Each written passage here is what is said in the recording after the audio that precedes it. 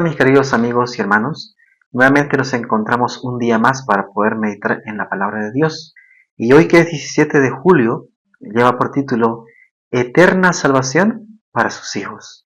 Y antes de poder leer el texto que se encuentra en el libro de Hebreos, el capítulo 7, los versos 24 y 25, vamos a orar para que sea Dios siempre quien dirija estos momentos de estudio. Oremos. Padre bendito que estás en los cielos, Señor, te damos gracias por las bendiciones que tú nos das. Gracias, Señor, por tu cuidado, por tu amor y por tu misericordia, Señor, que tú nos demuestras día tras día. En este día, Señor, pedimos siempre que tú nos acompañes con tu presencia, que nos ayudes, Señor, a entender tu palabra, Señor, y también así, Señor, apártanos del mal, Señor, protégenos de las acechanzas, Señor, de nuestro enemigo. Y danos, Señor, siempre en tu palabra la fuerza para vencer, Señor, y para poder también hacer tu voluntad. Te lo pedimos en este nombre de Jesús. Amén. En el libro de Hebreos, el capítulo 7, los versos 24 y 25, nos dice lo siguiente. Pero por cuanto permanece para siempre, tiene un sacerdocio inmutable. Por eso puede también salvar perpetuamente a los que por él se acercan a Dios, viviendo siempre para interceder por ellos. Aquí nos dice, ¿verdad?, eterna salvación para sus hijos. Y aquí nos habla que Cristo se presenta ante el Padre, ante Dios, ¿verdad? ¿Para qué? Para poder interceder, dice, por nosotros, para siempre. O sea, esta intercesión que nuestro Señor Jesucristo ha ganado es una intercesión que se está haciendo diariamente. ¿Hasta cuándo? Hasta que se decida que el tiempo termina esta oportunidad. Y nosotros tenemos que comprender y entender claramente lo que es el ministerio de Cristo en el santuario celestial. Entender también incluso cómo Él llegó hasta allí, cómo igualmente redimió a la raza humana. Bueno, son muchos puntos en sí que deberíamos nosotros tocar, ¿sí?, y entender para poder comprender bien lo que es la administración de Cristo en el santuario celestial. Por ejemplo, aquí la matinal nos dice, Cristo ofreció su cuerpo quebrantado para comprar de nuevo la herencia de Dios, a fin de dar al hombre otra oportunidad. ¿Qué es lo que Dios le había dado al ser humano? Dios, cuando creó al ser humano, le dijo, ¿verdad?, que él gobernase sobre toda la tierra, sobre todo lo creado. Cuando Satanás tentó a Adán y a Eva, y ellos aceptaron su propuesta, él se adueñó de la tierra. Por eso cuando se presenta ante Dios en el libro de Job, en el capítulo 1, él también dice, se presentan allí todos los hijos de Dios, ¿verdad? Y juntamente con ellos viene Satanás. Y cuando Dios le pregunta, ¿verdad?, de dónde viene, porque él, o sea, no tiene algo que Dios le haya entregado, pero él dice de rodear la tierra y andar por ella, o sea, como dueño suyo. Mismo cuando tienta a Jesús, que también es algo que vamos a hablar también, cuando tienta a Jesús, él le dice, ¿verdad?, si tú me adoras, si tú postrado me adoras, yo te voy a dar todos los reinos de la tierra, porque a mí se me ha sido dado y yo lo doy a quien quiero. Satanás le quitó esto al ser humano, le quitó la posesión que Dios le había dado al ser humano. Ahora, Cristo, cuando Él vence, Él recupera todo esto, recupera la conexión entre el cielo y la tierra, entre Dios y los hombres, y también recupera ¿qué? Recupera este mundo. Una vez hecho esto, Cristo intercede por la raza perdida mediante su vida inmaculada, su obediencia y su muerte en la cruz del Calvario. O sea, ¿mediante qué, dice Cristo, intercede por la raza humana? Mediante su vida inmaculada. ¿Dónde? Aquí en la tierra. Mediante su obediencia que le dio a su Padre. ¿Dónde? Aquí en la tierra. Mediante el sacrificio que hizo en la cruz del Calvario. ¿Dónde? Bueno, aquí en la tierra. Con todos estos méritos, Él intercede por el ser humano, por la raza humana. Intercede por la raza perdida, por los seres humanos, la oveja perdida. Y le da la oportunidad de ¿qué? De poder ser salvo.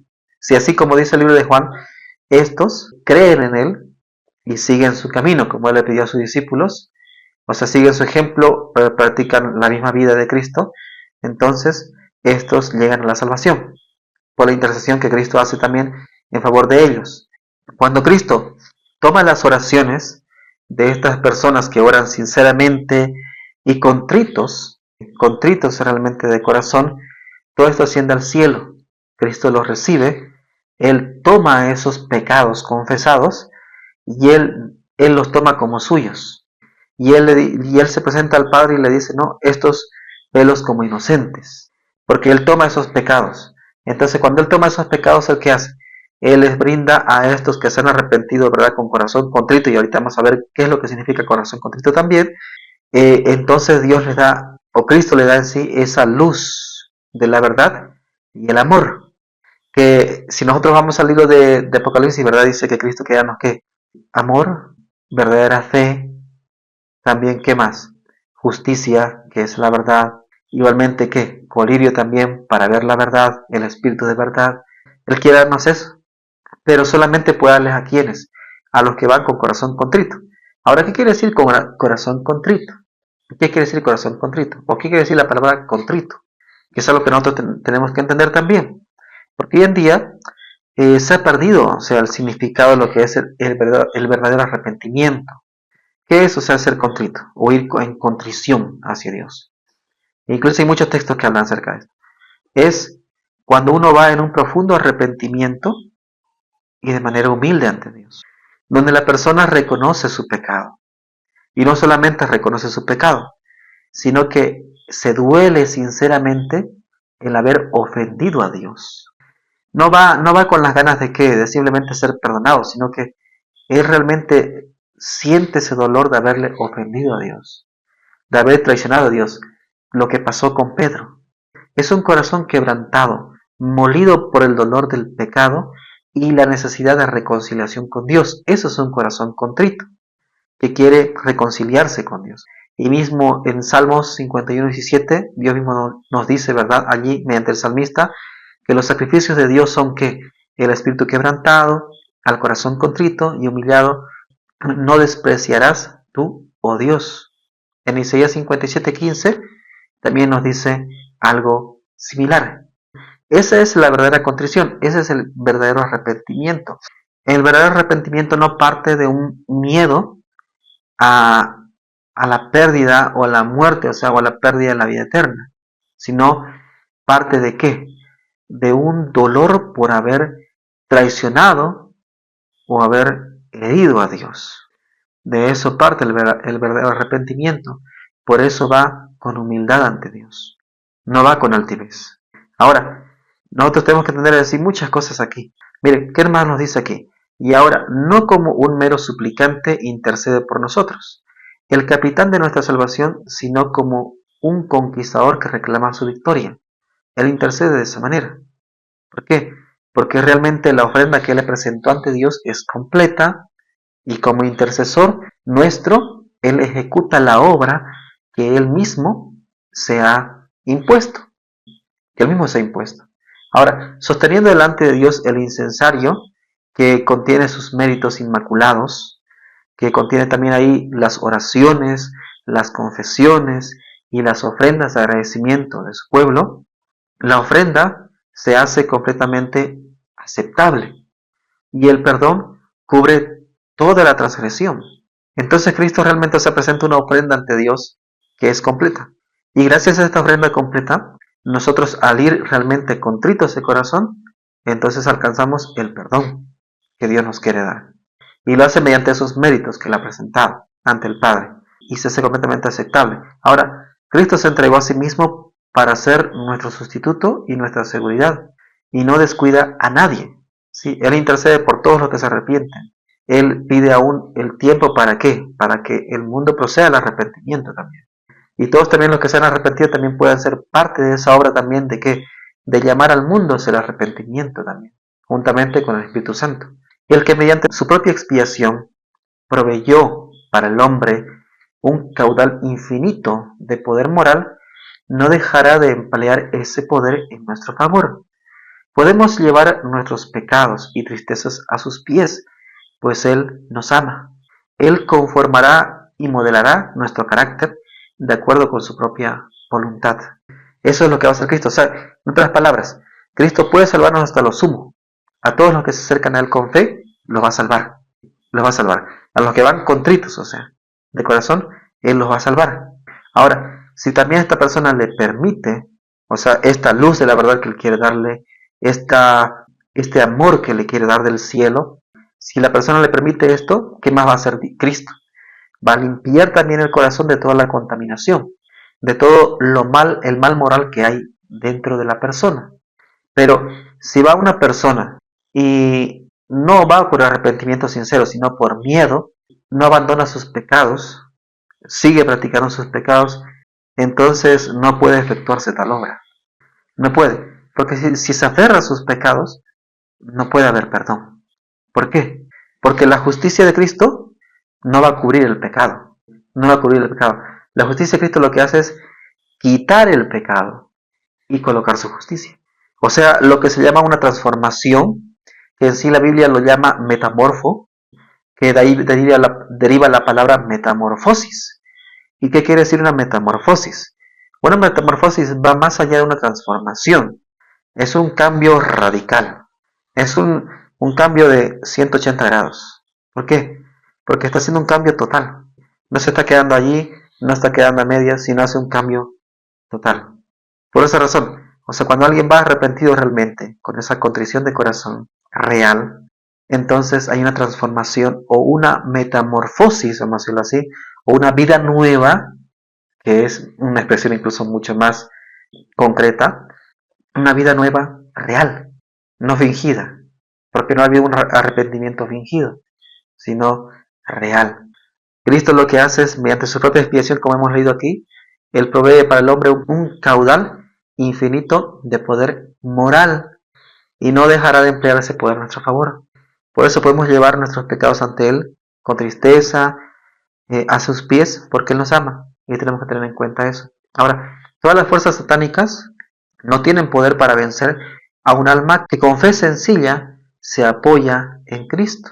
Satanás no puede vencer a un alma que con fe sencilla se apoya en Cristo. No puede. Él da esfuerzo al cansado, como dijo mismo en su palabra, y multiplica las fuerzas al que no tiene ninguna. Eso lo dice Pablo. Si tú estás cansado de luchar, ¿Él qué va a hacer? ¿Dios qué va a hacer? Si tú vas a Él sinceramente, todo corazón, con esa fe sencilla, creyendo y confiando en Él, te va a dar más fuerza. Va a multiplicar tu fuerza. Por eso Dios, en nuestra debilidad, Él alcanza victoria con nosotros ante el mal. Nuestro abogado llena su boca con argumentos. Una vez que nosotros le hemos permitido todo esto, una vez que nosotros hemos sido con verdadero arrepentimiento, Él entonces, ¿qué hace? Él también empieza a transformar nuestro carácter. Por eso ese poder moral, ¿verdad? Para transformar nuestro carácter. ¿Y qué es lo que hace? O sea, metamorfosis, ¿verdad? Una vida nueva, un nuevo carácter realmente. Entonces, ¿qué es lo que hace? Nuestro abogado llena su boca con argumentos para enseñar a los suyos, probados y tentados, a fin de que estén firmes contra las tentaciones de Satanás. O sea, Él da ese poder para vencer. Él, como puede ver también todo lo que sucede aquí en la tierra y como puede ver lo que está haciendo Satanás, Él interpreta bien y claramente cada movimiento que va a hacer Satanás, y entonces Él ordena los sucesos. ¿Para qué? Para que nosotros, si nos entregamos a Él sinceramente, podamos vencer. Porque mientras estemos conectados a Él, nuestro intercesor, podemos vencer. Podemos vencer. Aquí en sí hay muchos puntos que yo quisiera tocar, pero tal vez lo tocaré en otra matinal. Pues necesitamos entender mucho más acerca de esto, pero en sí aquí el punto que nosotros tenemos que ver claramente es que hay eterna salvación para nosotros, siempre y cuando nosotros vayamos contritos de corazón, con verdadero arrepentimiento. Cristo está allí, nuestro intercesor, nuestro Dios, ¿verdad?, que tomó esa forma humana y que venció como un ser humano, que fue tentado como todo ser humano y que dio obediencia a Dios como un ser humano. Él venció, y por esos méritos que hemos visto aquí, de su vida inmaculada aquí en la tierra, de su obediencia aquí en la tierra y su sacrificio que hizo aquí en la tierra como ser humano, Él ahora vence y en el cielo está como nuestro intercesor, intercede desde que Él ha entrado, ¿verdad?, allí, está pidiendo por todos nosotros. Está pidiendo por todos nosotros, y también hay un juicio que se está llevando también allí. Él intercede por nosotros. ¿Hasta cuándo? Hasta que nosotros sabemos, ¿verdad?, que va a haber un tiempo en el cual se va a terminar esa intercesión. Y ese es el fin del tiempo de gracia. Por eso mismo también nos mandaba, ¿verdad?, y mandaba mucho a sus discípulos, les decía Velad y llorad porque no sabéis la hora. No saben cuándo se va a acabar ese tiempo de gracia. Saben que hay un tiempo de gracia que acabará, pero no se sabe cuándo. Sí, por eso Él manda velar y orar. Velar y orar. ¿Y qué es velar? Estar preparados todo el tiempo. Estar en alerta. Estar caminando constantemente. Cumplir la orden que se nos ha dado. Y orar es estar en conexión, en comunión con la fuente de la vida. Entonces, mientras nosotros hacemos esto y estamos contritos de corazón presentándonos ante el Padre mediante Cristo todos los días, y somos allí ante Cristo limpiados y purificados todos los días ante su presencia, entonces así y solamente así alcanzaremos la victoria hasta el final del tiempo, porque hay eterna salvación para sus hijos, y de eso debemos estar seguros. Pero no podemos ir sin arrepentirnos realmente de todo corazón, sin que sintamos ese dolor por haber traicionado a nuestro Dios. Vayamos siempre con sincero arrepentimiento y contritos de corazón. Que Dios nos bendiga y nos guarde. Amén.